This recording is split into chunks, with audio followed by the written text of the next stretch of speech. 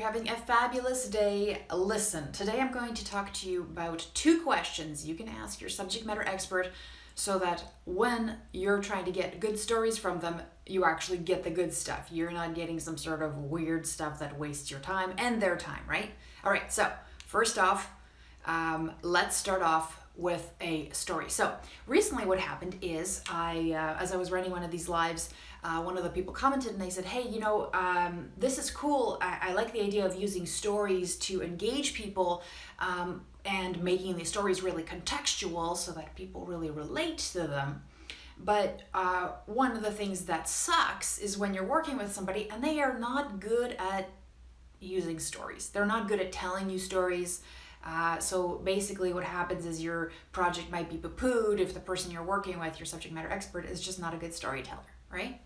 And by the way, if you are interested in learning more about scenarios and the frameworks that I use, which I'm going to talk about a little bit here, but you want to go more in depth, check out scenariodesignSecrets.com.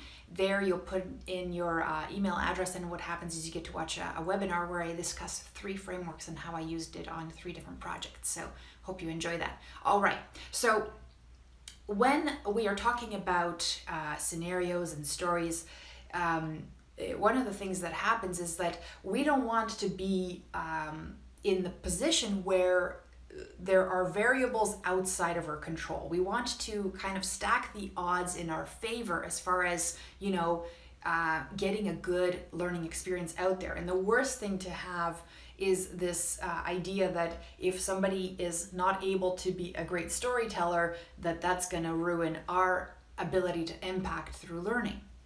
And to be honest with you, most people suck at storytelling anyways. Most people, that's not their job. And to have this expectation to get with this me and being like, hey, can you tell me a great story? Well, they're really there because they're experts in their field, not because they're expert storytellers. How many people do you know that are on your team that are have the title storyteller? Doubt that there's any. In fact, that probably falls to you. So, and tell me, put your comment in the comments if you actually have somebody at your workplace who has storyteller as a title. That would be really cool. And if not, then let me know.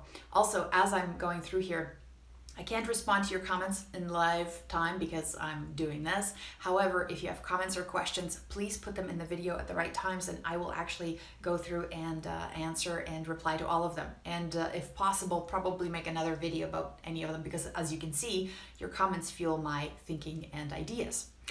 So first off, what I wanted to do is give you an example of something that I just recently thought about because I think about scenarios all the time. And the idea behind maybe stacking the odds in our favor so that the story part becomes a little more automatic. So I don't know if you've ever played this game. It's called, what's it called? Cards Against Humanity.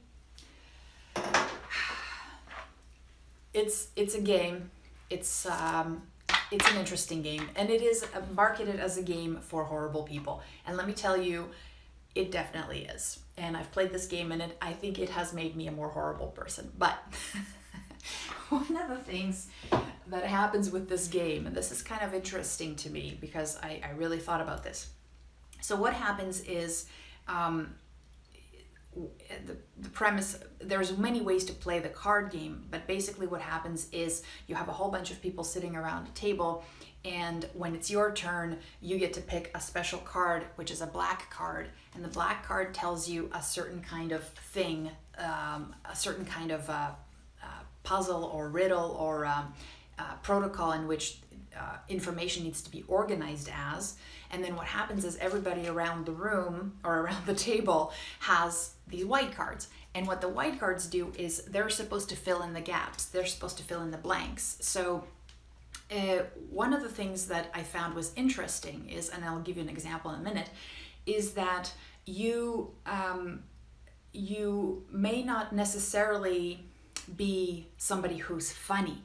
You may not necessarily be somebody who has a quirky humor, sense of humor, or who's witty in any way, but you could actually play this game because what they've done is they've filled this box with not just any kinds of responses, but a ton of weird and inappropriate and obscure, gross kinds of references, right?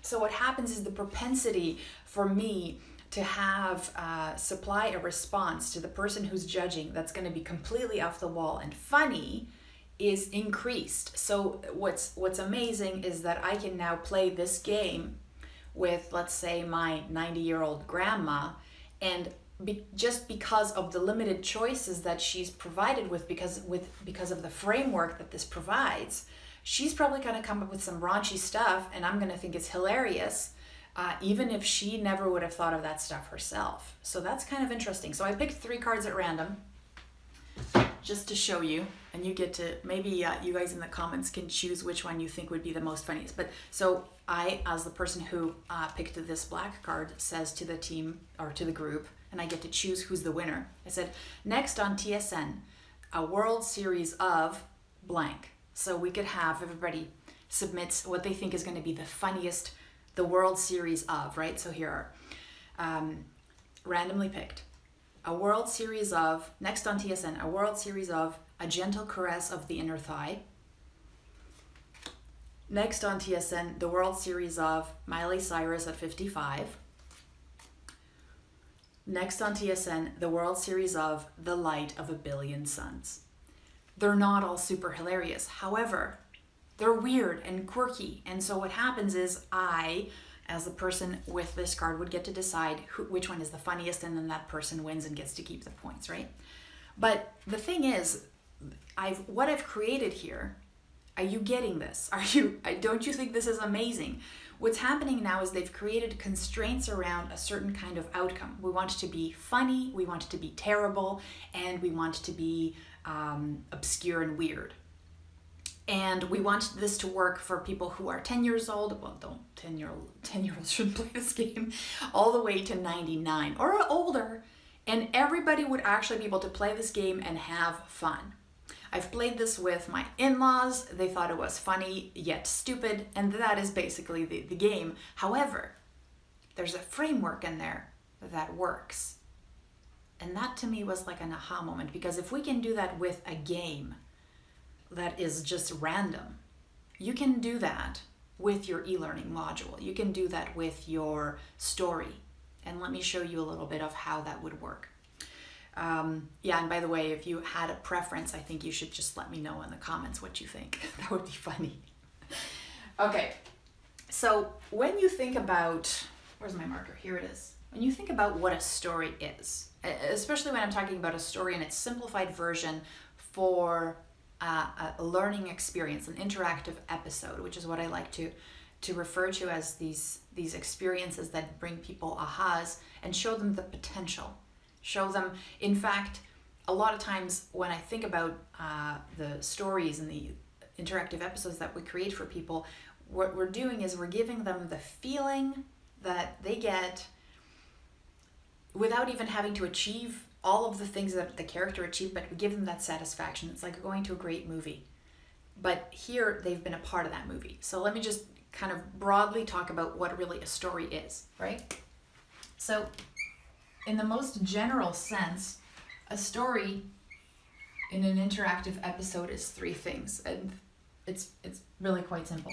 There's the beginning, right? Then there's the middle, and then there's the end. Easy peasy, right? The start, middle, and end. The middle is where all the action happens. The action, in this case, is decisions and our scenario questions.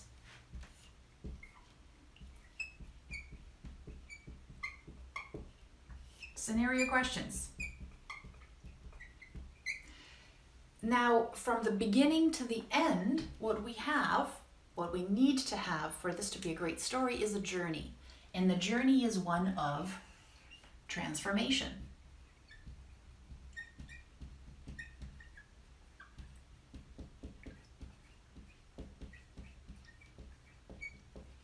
This person needs to get someplace. They need to go through all these challenges in the middle to get here, to experience the satisfaction of achievement, right? So that's pretty cool. Now, when you're talking to your expert, and I find this because I just talked to a client yesterday, and they were talking about the fact that they're now a client because we had a conversation. But one of the things that they talked about is that they deal with subject matter experts that are in the medical field, and their time is extremely tight. They're experts. They are true experts, on demand, in need. And so if you only have 30 minutes with somebody, such a tight amount of time, you really don't want to have to spend that time getting into the details of the stuff you do. You don't. You want to get into the details of the stuff they do so you can work it into your story, right? Who's with me here? Who's with me? Are you getting this? So you're really, what you want to do is when you come up to that meeting and you've got 30 minutes, you may never get there that time again, or another 3 months before you can talk to them again. You want to be laser focused on getting the right info, and you want to do that as efficiently. You want to be like a laser brain surgeon, right? You want to be like, come in, okay, I got 30 minutes. Let's use this time super wisely. And I want to do this in a way that it's not going to tax that person. They're not going to be frustrated. I'm not asking them to step outside of their expertise comfort zone. I'm actually going to ask them to work in it, right? So now, to craft a great story, you don't need them to tell you a great story, because you know the elements of a great story. You're going to need that hero, right? They don't need to come up with the hero. They don't need to come up with the start, the beginning of what it's going to take. They don't need to come up with the end. What you're going to do is you're going to ask them questions that are going to help you fill the middle specifically, and then through some conversations with them, through some other questions, which are part of my framework script, then what happens is you discover some elements that then you put together, because you've got the pieces to create a great story without them having to be like, oh, I don't know anything about stories. Good, that's okay. You don't need to. You just need to be expert at what you're good at, right? So there's 2 questions you're going to ask. Where's my towel? Yes, still using the towel. I'm not throwing in the towel on the towel. Oh, Anna, no jokes. Okay, so here's some questions you're going to ask. These 2 questions are going to get you 99% of the way there. Okay, there's other questions, but I thought I'd give you 2 actionables because I want you to walk away with something that you can implement right away, try out, and it'll improve your odds of success and getting good stuff. Probably by, at least 25%. So that's good odds, right? So there's going to be 2 questions. The 2 questions are, 1, what's the difference? What's the difference? Now, the difference is, remember we said we have a hero here, and the hero goes on this transformative journey? Well, you want to know exactly what the difference is between a person who's here and a person who's here.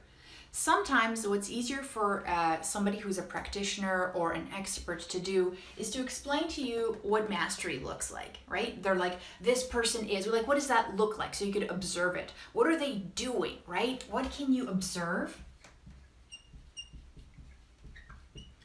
And what are they doing?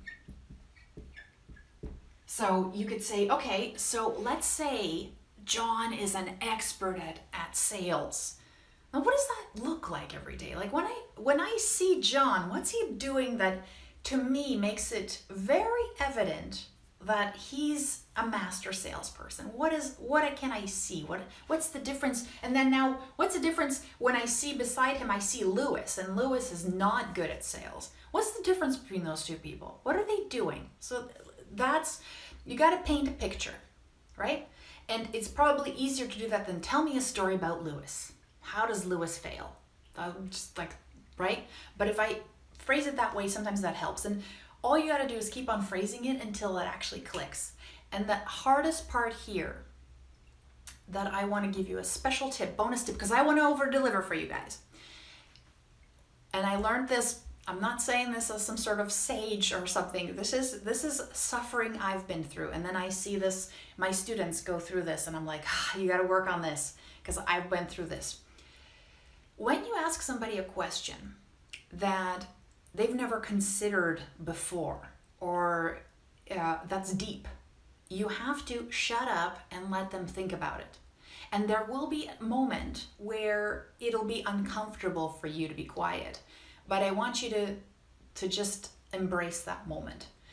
Because a lot of us, especially if we're people pleasers, what will happen is we'll be like, we'll see that person think and maybe struggle or consider things, and we don't want to have them be uncomfortable around us because how dare we, right?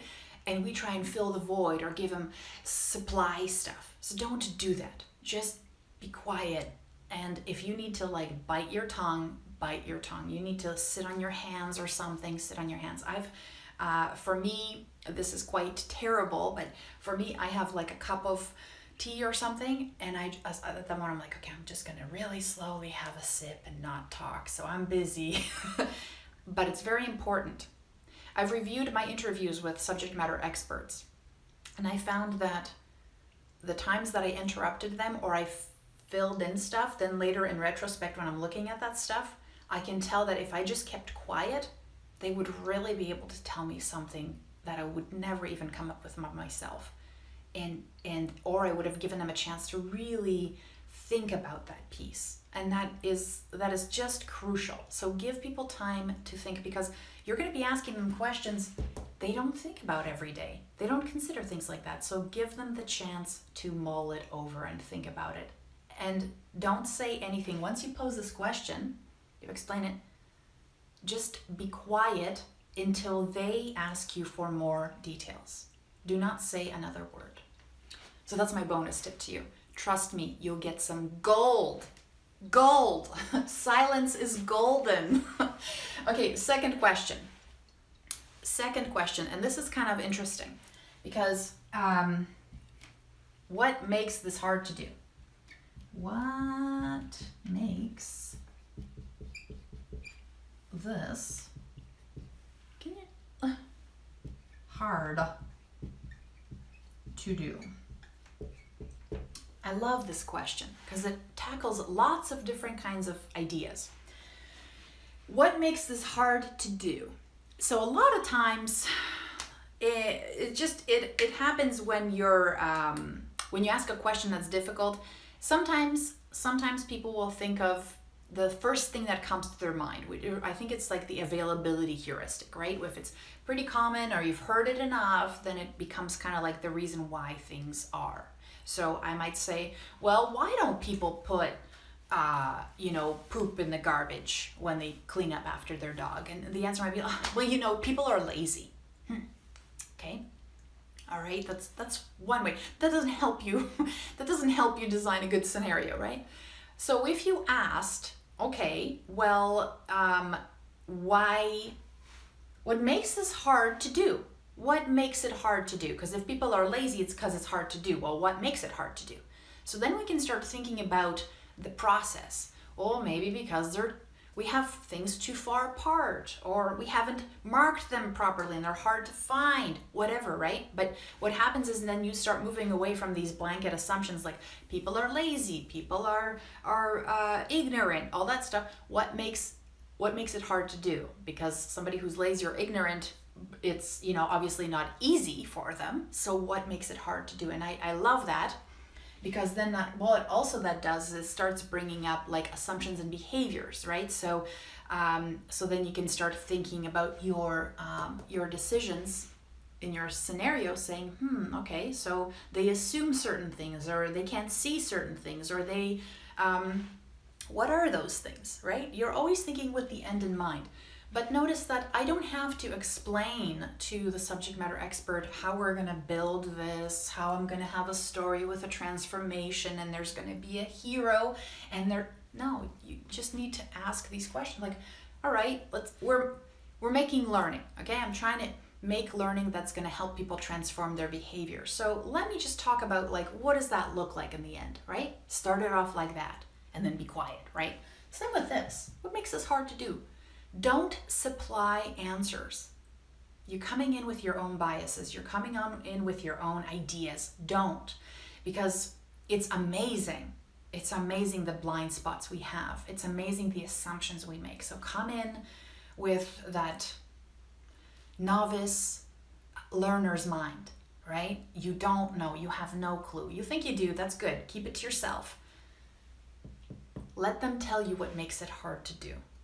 Don't supply any answers. Like I said, this is another one of those, ask the question and just shut up until they say something, like, or ask for more clarification. And sometimes they'll be like, that's difficult. And you shut up still because they haven't answered the question, right? Let them think about it and answer that. Because I used to do this. They'd be like, that's a difficult question. I'd be like, yeah, it is a difficult question. Actually, a lot of people find that question really difficult. So, if you find it really difficult, what I suggest is just do a little bit of breath. Shh. Simple, but hard to do. Good to practice. So, I hope you found that useful, and it gives you some takeaways. I mean, you can use this with all kinds of SMEs. You don't have to just use it with scenario design. You can use it with anytime you're trying to design learning, or anytime you're trying to design something or discover where there's a problem. So it's questions in silence. Fabulous. If you have any questions, please post them underneath the video. If you think this is something that is going to help somebody, be a good friend and share it with them, or tag them. And also, if you're watching this on YouTube, please subscribe. That would be awesome. Once again, if you want to learn more about this process, how to get here, because there's obviously more to this than 2 questions, go to scenariodesignsecrets.com, sign up, and you get to see my webinar and see some of my work in progress. All right. Have a wonderful rest of the day, and you guys, thank you so much for watching, sticking around. I love it. All right. Take care. Bye.